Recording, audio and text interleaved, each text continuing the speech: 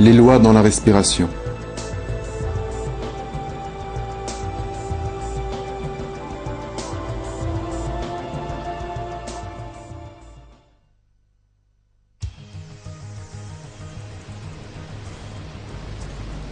Nous respirons à tout moment dans notre vie.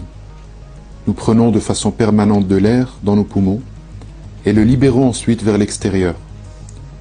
Nous respirons si fréquemment qu'il en devient presque un geste banal, une sorte de mécanique. Et pourtant, la respiration est un processus très complexe. Notre organisme est conçu de telle manière que nous n'avons même pas besoin de penser à respirer. Quand nous respirons, l'oxygène coule dans près de 300 millions de cavités minuscules situées dans nos poumons.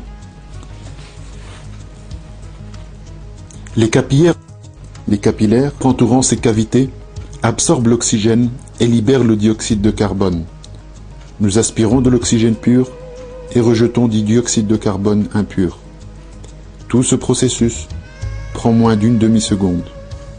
La raison pour laquelle il y a autant de petites cavités dans les poumons, près de 300 millions, c'est que ça maximise la surface exposée à l'air. Il y a un autre point ici que nous devons préciser. Si les cavités dans les poumons et les capillaires qui les entourent sont si petitement conçues et si parfaitement ordonnées, c'est pour augmenter le taux auquel l'oxygène et le dioxyde de carbone sont échangés.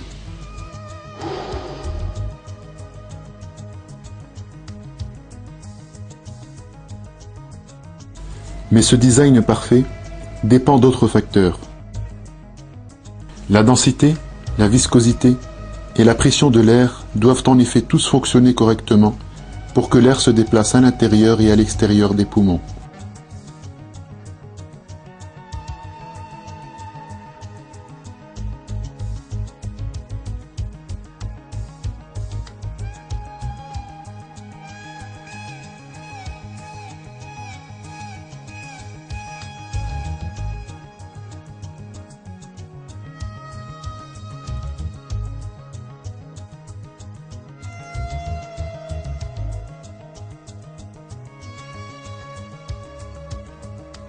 Un exemple nous aidera à comprendre cela plus clairement.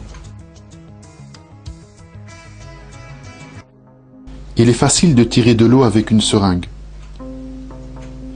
Mais il serait beaucoup plus difficile si nous avions essayé de tirer du miel à la place. C'est parce que le miel a une viscosité plus importante et qu'il est plus dense que l'eau. Si la densité, la viscosité et la pression de l'air étaient plus grandes, respirer aurait été aussi difficile que d'aspirer du miel avec une seringue. Pourtant, nous sommes capables de respirer parfaitement et confortablement sans même en avoir conscience. Ce qui rend la respiration si aisée, ce sont les caractéristiques et les valeurs arithmétiques de l'atmosphère.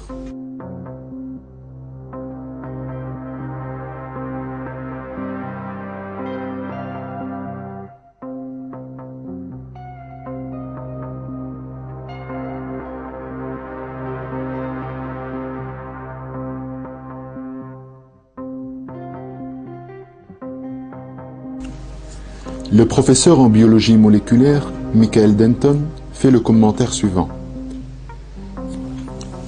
Il est clair que si soit la viscosité soit la densité de l'air était plus grande, la résistance de la voie respiratoire serait trop forte et aucune reconception concevable du système respiratoire ne serait capable de délivrer suffisamment d'oxygène à un organisme respirant de l'air et ayant un métabolisme actif.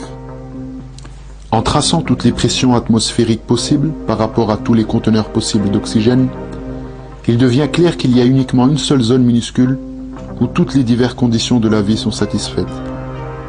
Il est sûrement d'une signification extrême que plusieurs conditions essentielles sont satisfaites dans cette unique et minuscule région, dans l'espace de toutes les atmosphères possibles. Les valeurs arithmétiques de l'atmosphère sont non seulement nécessaires pour que nous puissions respirer, mais elles sont tout aussi essentielles à notre planète bleue pour qu'elle reste bleue. Si la pression atmosphérique au niveau de la mer était inférieure à sa valeur actuelle, le taux de vaporisation de l'eau serait beaucoup plus grand.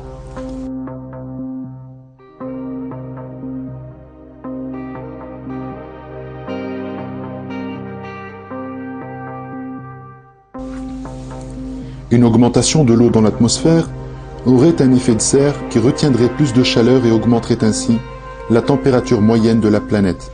D'un autre côté, si la pression était plus grande, le taux de vaporisation de l'eau serait inférieur, causant la transformation de grandes parties de la planète en désert.